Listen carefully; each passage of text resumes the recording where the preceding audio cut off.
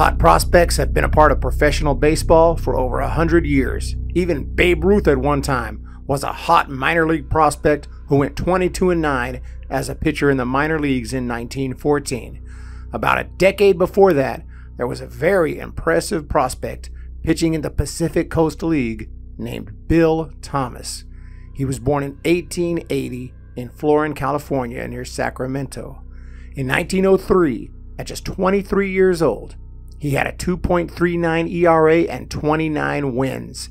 The next year, he won 27 games with a 2.84 ERA, and then in 1905, his ERA dropped to 2.05, and he had 20 wins, giving him 3 straight seasons with at least 20 wins. Scouts called him the next Christy Mathewson. Quite a compliment given that Christy Mathewson was at the time the best pitcher in the game, winning at least 30 games per season from 1903 to 1905 for the New York Giants.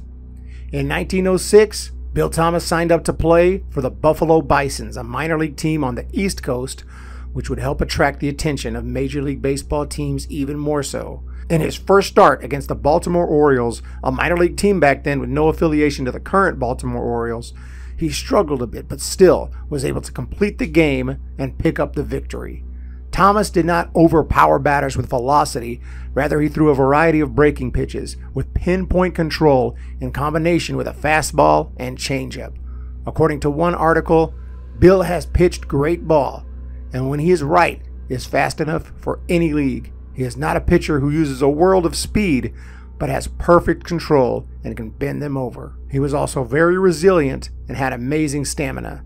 If he had a big year in Buffalo, it would be no surprise if he made his major league debut in the 1907 season. The Bisons were scheduled to head to the New York City area soon to face the Jersey City Skeeters.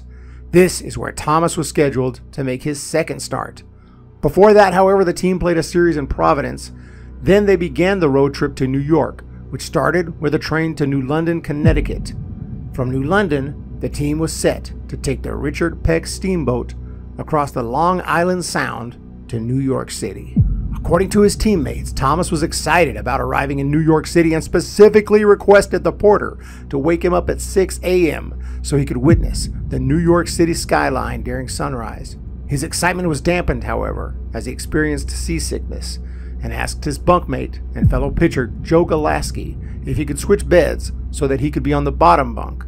Golaski was fine with this request and they switched, and they went to bed around 10 p.m. Everything was perfectly normal at this time. In fact, everything seemed normal even at 6 a.m. when the porter went to awake Thomas and saw that he wasn't in his bed. He just assumed that Thomas had awakened on his own and thought nothing else of it.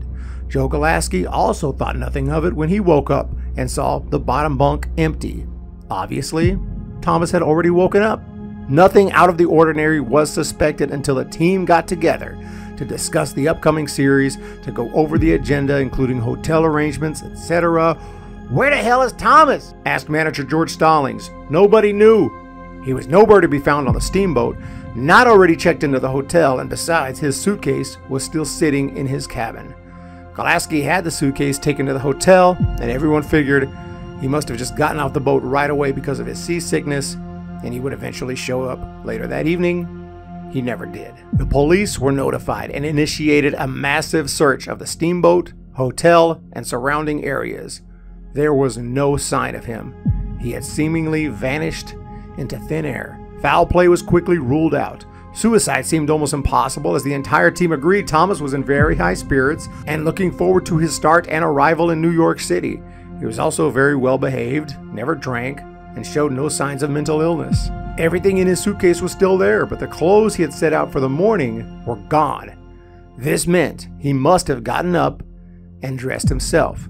He must have left the cabin on his own, and somehow he must have fallen into the water of the Long Island Sound.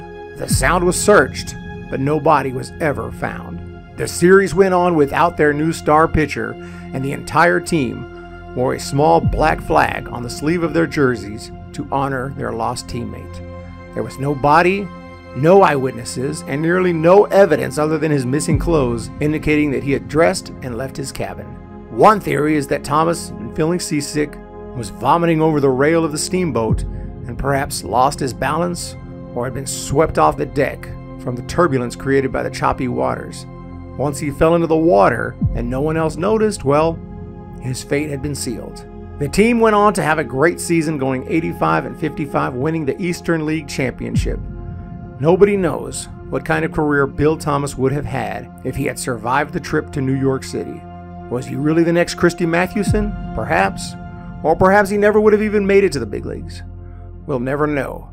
Thank you for checking out this video about a very tragic topic and for helping keep the memory of a once great baseball prospect alive named Bill Thomas. Rest in peace, Bill. Thank you so much for checking out this video. Please hit that thumbs up and subscribe button if you enjoyed it. Have a wonderful day, and we will talk to you next time.